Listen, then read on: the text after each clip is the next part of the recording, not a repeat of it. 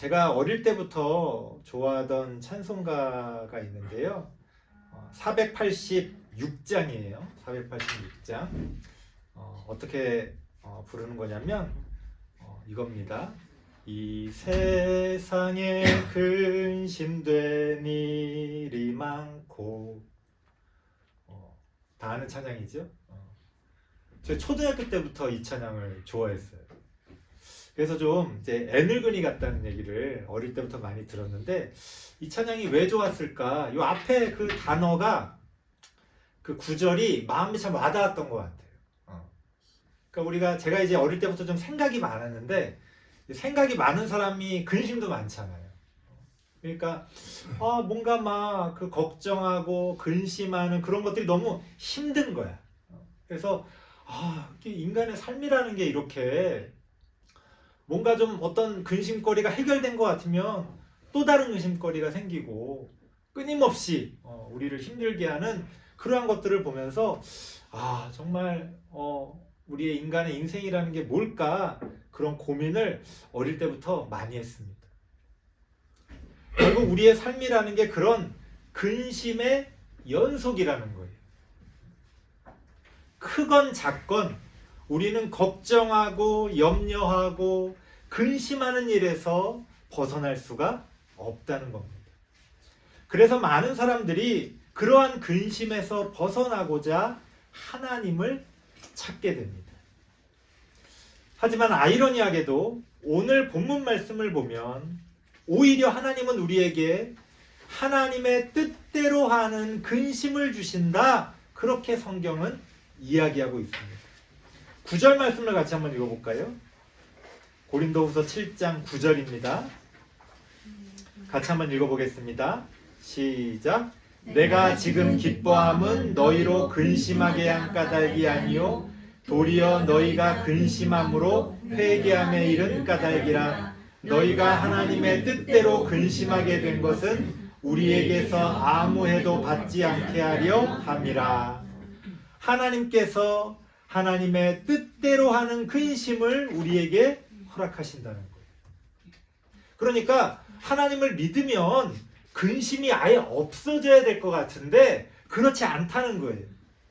오히려 하나님의 뜻대로 하는 근심이 우리의 삶에는 있을 수밖에 없다는 겁니다. 오히려 그러한 근심이 우리에게 더 좋은 것들을 가져다 줄 수 있다고 성경은 이야기합니다. 그렇다면 하나님의 뜻대로 하는 근심이 있다는 게 도대체 어떤 의미일까? 우리는 이 말에서 두 가지 사실을 깨닫게 됩니다. 오늘 함께 그 두 가지를 좀 살펴보려고 하는데요. 첫 번째는 뭐냐? 하나님의 뜻대로 하는 근심이 있다는 것에서 우리는 뭘 알 수 있어요? 하나님의 뜻과는 상관없는 근심이 있다는 걸 알 수 있죠. 이게 하나님의 뜻대로 하는 근심입니다 라고 했을 때 그게 가르쳐주는 건 뭐예요? 그 나머지 것들은 하나님의 뜻과는 상관없는 근심이라는 거예요. 10절 말씀을 같이 한번 읽어보겠습니다. 고린도후서 7장 10절입니다. 같이 한번 읽겠습니다. 시작. 하나님의 뜻대로 하는 근심은 후회할 것이 없는 구원에 이르게 하는 회개를 이루는 것이요 세상 근심은 사망을 이루는 것이니라. 한마디로 하나님의 뜻대로 하는 근심 말고 나머지 것들은 세상 근심이라는 거예요. 세상 근심.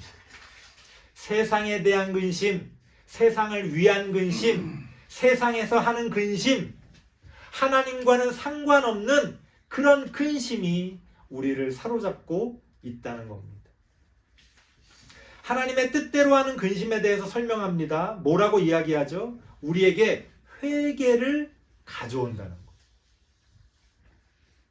어떤 근심이 하나님의 뜻대로 하는 근심일까? 사실은 겉으로만 봐서는 알기가 어려워요.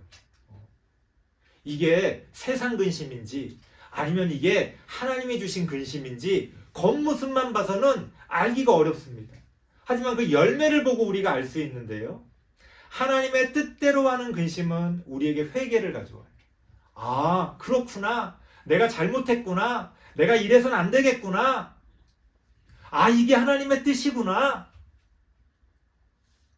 하나님의 뜻을 바르게 깨닫게 되고 우리의 삶을 회개하고 돌이켜서 하나님의 뜻으로 우리를 인도해 간다는 겁니다. 그래서 하나님의 뜻대로 하는 근심은요, 영적인 성장을 가져옵니다. 그래서 우리를 결국 구원에 이르게 만들어줍니다. 하나님의 뜻대로 하는 근심은 바로 그런 겁니다. 세상 근심은 어떻다고 이야기합니까? 세상 근심은 우리의 삶 가운데서 결국 사망을 이루게 된다는 거예요. 사망이라는 게 성경에서 말하는 사망은요, 단순히 그냥 죽는다, 그게 아니라 죄의 결과로서의 어떤 열매를 이야기하는 거예요. 그러니까 세상 근심은요, 우리로 하여금 죄를 짓게 만들어요. 그러니까 세상 근심이라는 게 뭐예요? 결국 우리의 욕심이거든요. 아, 이게 잘 됐으면 좋겠는데, 아, 이게 이렇게 됐으면 좋겠는데, 아, 이러면 너무 내가 좋을 것 같은데, 우리의 욕심들이 있잖아요. 자, 내가 어떤 욕심이 있어요. 막 그걸 이루고 싶어요. 근데 내 맘대로 되질 않죠. 하나님께 기도하는데 그게 하나님의 뜻에 안 맞으면 하나님이 안 들어주시잖아요. 그러면 어떤 일을 벌이게 돼요? 죄를 짓게 되는 거예요. 그걸 이루기 위해서. 그 욕심을 이루기 위해서 죄를 짓게 됩니다. 최근에 그 정치권에서 막 뉴스 나오는 거 이렇게 보니까 참 안타까워요. 기독교 이야기들이 나오잖아요. 정치인들과 그 기독교, 그 소위 말해 신앙이 좋다고 하는 정치인들이 그 신앙을 이용해서 그 신앙이라는 이름으로 뭘 해요? 자신들의 욕심을 이루려고 하죠. 뭐 여기서 뭐 그런 내용을 구구절절 말씀드리고 싶지도 않습니다. 그건 신앙이 아니죠. 아마 자신들은 자신들이 걱정하고 염려하는 어떤 근심들을 하나님이 해결해 주시고 하나님이 이렇게 어떤 것들을 이루어 주시기를 바랬을 거예요. 그 결과가 뭐예요? 죄를 짓는 거예요. 그런데 그것을 하나님이 해주신 걸로 포장을 합니다. 하나님이 해주신 걸로 합리화를 시켜요. 결국엔 세상의 근심 가운데서 죄를 짓고 사망으로 이어져 갈 수밖에 없는 거죠. 우리의 삶 가운데서도 그렇게 우리로 하여금 죄 짓게 하는 그런 근심이 있다. 그래서 우리가 어떤 근심에 이렇게 빠졌는데 그 근심에 너무 빠지다 보니까 거기서 우리가 뭔가 딱 좋은 생각이 떠올라. 아, 이거 이렇게 하면 될 것 같은데? 근데 그게 우리를 죄로 이끈다면 그거는 세상 근심이죠. 그래서요, 대부분의 세상 근심은요, 괜한 근심이 많아요. 할 필요 없는 근심. 해봤자 내가 어떻게 할 수 없는 근심. 할 필요 없는 근심이라는 건 뭐냐면, 아니, 근심을 내가 한다고 해서 아무 의미가 없는, 저 사람이 나를 어떻게 생각하지? 저 사람이 나한테 왜 저러지? 뭐, 그걸 우리가 어떻게 알아요? 궁금하면 가서 물어보든지. 나 혼자 막 그 근심에 빠져 있는 거야. 나 혼자. 나를 뭐 싫어하나? 내가 뭘 잘못했나? 또 어떤 근심이 있어요? 내가 어떻게 할 수 없는 근심. 내 노력으로 어떻게 할 수 없는 그런 일들을 붙들고 근심하는 거예요. 아니, 하나님께 맡겨야죠. 기도할 수 있습니다. 하나님, 이거 이루어주세요. 기도할 수 있지요. 내가 어떻게 할 수가 없잖아요. 하나님께 맡겨야지. 그 결과는 하나님께 맡겨야 되는데 그게 세상 근심으로 왜 바뀌느냐? 내가 그거를 무조건 내가 원하는 대로 이루고 싶은 거예요. 그럼 하나님께 맡기지 않고 어떤 일을 벌이게 돼요? 죄를 짓게 돼요. 그러니까 모든 근심이 뭐 처음부터 하나님의 뜻대로 하는 근심이 따로 있고 세상 근심이 따로 있질 않아요. 어떤 근심의 시작은 하나님의 뜻대로 하는 근심일 수도 있어요. 그런데 우리가 그 근심에 사로잡히게 되고 내가 원하는 것들, 내 욕심을 거기다가 집어넣고 그것을 내가 원하는 대로 이루고자 하면 어떻게 바뀌는 거예요? 세상 근심으로 바뀌는 거지. 우리가 죄악으로 이끌어져 갈 수밖에 없다는 거예요. 그래서 우리가 하나님의 일을 할 때도요, 그런 일들이 많습니다. 하나님의 일이니까 다 세상 근심하고는 상관없을 거 아니에요. 하나님을 위해서 전도하고 하나님을 위해서 목회를 하고 하나님을 위해서 봉사를 하고 하나님을 위해서 좋은 일을 하니까 그거는 세상 근심하고는 상관없어야 되잖아요. 그런데 웬걸? 막상 그 일들을 막 해나가다 보면 그 근심 가운데서 나도 모르게 욕심이 생기고 나도 모르게 내가 원하는 것들을 이루고 싶고 그러다 보니까 결국은 죄를 짓게 되는 거예요. 해서는 안 되는 일들을 하게 되고 하나님이 우리에게 허락하신 어떤 선을 넘게 되는 거예요. 결국 그것은 겉으로 볼 때는 좋아 보일 수 있어요. 하지만 그것은 우리를 사망으로 이끌어 간다는 겁니다. 그래서 우리가 그런 세상 근심에 빠져 있으면 안 된다고 성경은 이야기하는 거예요. 너희는 그런 세상 근심에 빠져 있지 말고 하나님의 뜻대로 하는 근심을 하라는 거예요. 하나님의 뜻대로 하는 근심만으로도 우리의 삶은 무겁습니다. 그리고 만약 어떤 세상 근심이 있다면 그걸 하나님의 뜻대로 하는 근심으로 바꿀 수가 있어요. 어떻게? 하나님께 맡기고 기도하는 거예요.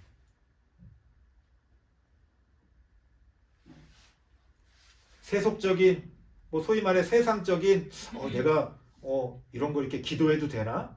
기도할 수 있어요. 어떤 것도 다 기도할 수 있어요. 하지만 우리가 그 기도 가운데서 무엇을 기억해야 되느냐? 이것이 하나님의 뜻대로 하는 근심이 되려면 하나님을 믿고 하나님께 맡기고 우리가 그러한 근심을 이어간다면 하나님이 우리를 더 선한 길로 이끌어 주신다는 거예요. 그래서요, 그렇게 기도하다 보면 깨닫게 돼요. 그렇게 하나님께 맡기고 기도하잖아요. 그러면 기도하다가 내가 깨달아. 뭘 깨닫느냐? 이건 내가 기도할 게 아니구나 라는 걸 깨닫게 돼요. 이거는 내가 내 욕심으로 기도했던 거구나 라는 걸 내 스스로 깨닫게 돼요.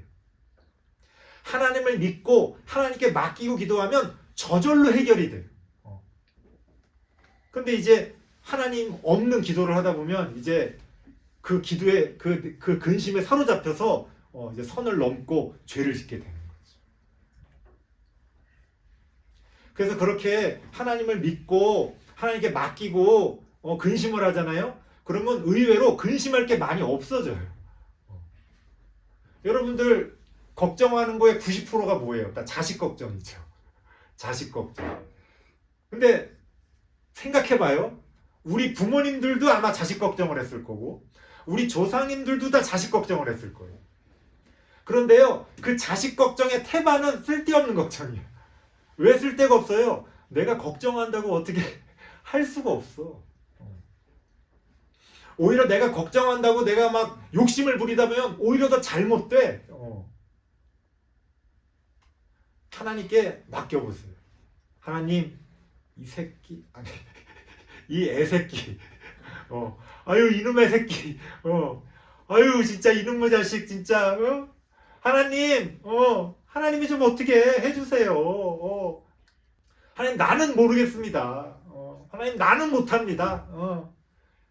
저는 진짜, 두 손 두 발 다 들었으니까 하나님이 책임져 주세요. 그렇게 맡기고 기도하잖아요. 기도하다 보면 오히려 자유로움을 느끼게 돼요. 그리고 그렇게 기도하다 보면요, 오히려 막 내가 막 걱정하고 붙들었을 때는 오히려 해결되지 않고 오히려 꽉 막혔던 게요, 오히려 조금씩 해결되고 길이 열리게 됩니다. 그때 깨닫게 돼요. 내가 세상 근심에 빠져 있었구나. 내가 하나님과는 상관없이 나 혼자 이렇게 근심을 붙들고 그러고 있었구나. 내가 어리석었구나 라는 걸 깨닫게 됩니다. 여러분, 세상 근심에 빠져 있지 마시고 하나님의 뜻대로 하는 근심을 통해 회개하고 구원을 얻으시길 바랍니다. 자, 두 번째, 하나님의 뜻대로 하는 근심이 있다라는 것에서 우리가 또 하나 알게 되는 거는요, 11절 말씀을 보면 11절 말씀을 같이 한번 읽어보겠습니다. 11절 시작. 보라, 하나님의 뜻대로 하게 된 이 근심이 너희로 얼마나 간절하게 하며 얼마나 변증하게 하며 얼마나 분하게 하며 얼마나 두렵게 하며 얼마나 사모하게 하며 얼마나 열심 있게 하며 얼마나 벌하게 하였는가. 너희가 그 일에 대하여 일체 너희 자신의 깨끗함을 나타내었느니라. 여기 보면 간절하게, 변증하게, 분하게, 두렵게, 사모하게, 열심 있게, 벌하게 7개의 비슷한 구절이 나옵니다. 그런데 원어를 보면요, 물론 뭐 해석에 따라 조금 다르기도 합니다만, 왜 그 문장이라는 게 그렇잖아요. 그런데 원어를 보면요, 맨 앞에 나오는 간절하게라는 단어가 그 뒤에 나오는 것들을 수식한다는 걸 알게 돼요. 그러니까 무슨 말이냐면, 좀 더 이거를 그런 방식으로 해석을 하면 이렇게 해석할 수가 있는 거예요. 하나님의 뜻대로 하는 근심은 우리를 어떻게 만드냐? 간절하게 변증하도록, 간절하게 분노하도록, 간절하게 두렵도록, 간절하게 사모하도록, 간절하게 열심히 있도록, 간절하게 잘못했을 때는 벌할 수 있도록 만들어 준다는 거예요. 그러니까 뒤에 나오는 단어들은 어떤 게 들어갈 수 돼요. 꼭 여기 나오는 단어가 아닐지라도 어떤 것도 해당될 수 있어요. 중요한 거는 뭐예요? 하나님의 뜻대로 하는 근심은 우리를 어떻게 만들어준다는 거예요? 우리를 간절하게 만들어준다는 거예요. 무엇에 대해서 간절하다는 거예요? 하나님의 뜻을 이루는 데 있어서 간절하게 만들어준다. 그러니까 하나님의 뜻대로 하는 근심이 있는 사람은요, 겉으로 볼 때는 똑같이 근심하는 거예요. 겉으로 볼 때는 똑같이 힘들어하는 것 같아요. 하지만 그 속은 전혀 다릅니다. 내 욕심을 위해서 근심하는 것이 아니라 하나님의 뜻을 어떻게 하면 이룰 수 있을까? 하나님의 뜻을 위한 간절함을 가지고 있다는 거예요. 내가 원하는 것을 간절하게 바랄 때도 있잖아요. 그 간절함하고는 다릅니다. 내가 어떤 것들을 원해서 할 때는요, 어떤 내가 행하는 어떤 열심이 있는 거죠. 이 간절하다는 거는요, 이런 거예요. 나의 것이 아닌 일에서 우리는 더 간절해집니다. 오히려. 내가 아플 때보다 내 가족이 아플 때 기도하잖아요. 더 간절해. 오히려 이게 이제 하나님이 우리를 영적으로 하나님의 자녀로 만드셨다는 그런 어떤 특징 가운데 하나인데요. 그냥 인간적으로 생각하면, 상식적으로 생각하면 내 일이 더 간절할 것 같잖아요. 근데요, 내 일은요, 막말로 내가 해다가 안 되면 에이씨, 그냥 내가 포기하면 돼. 내가 하다가 안 되면. 근데 내 가족에 대해서, 내 자녀에 대해서, 내가 사랑하는 사람에 대해서 내가 포기할 수 있어요? 이건 포기가 안 되는 거예요. 그래서 더 간절한 거예요.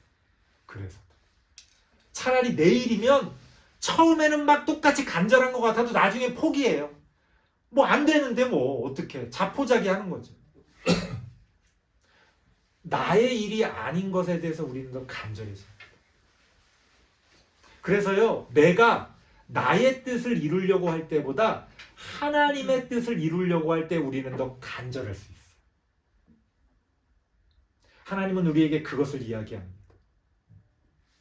하나님의 뜻을 이루고자 하는 사람의 그 믿음, 하나님의 뜻을 이루고자 하는 사람의 그 간절함에 대해서 성경은 이야기하고 있습니다.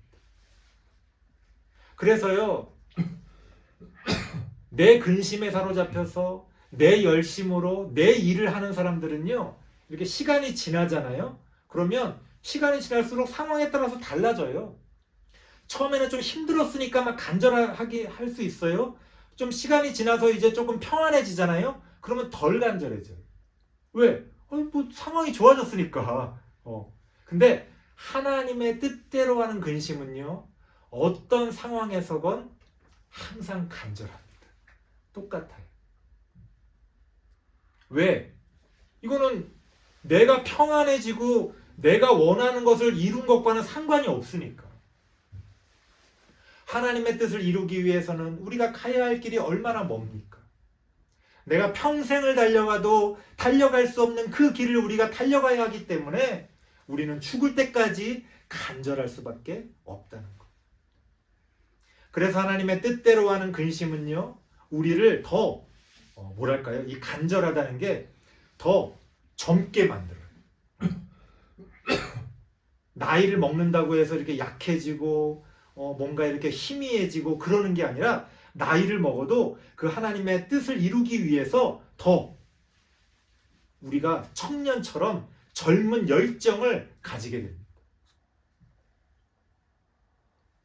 하나님의 뜻대로 하는 근심은 그렇게 우리를 간절하게, 그렇게 우리를 열정 있게, 우리의 삶을 이끌어 간다는 겁니다. 설교를 마치겠습니다. 우리의 삶에는 근심이 가득합니다. 여러분들은 지금 어떤 근심에 사로잡혀 있습니까? 내가 어찌할 수 없는, 쓸데없는 그런 근심에 사로잡혀서 나의 심력과 내가 가지고 있는 것들을 낭비하고 있지는 않습니까? 우리는 하나님의 뜻대로 하는 근심 가운데서 하나님이 원하시는 것들을 이루어가는 그러한 어떤 회개의 삶, 그러한 구원의 삶을 이루어갈 수 있어야 합니다.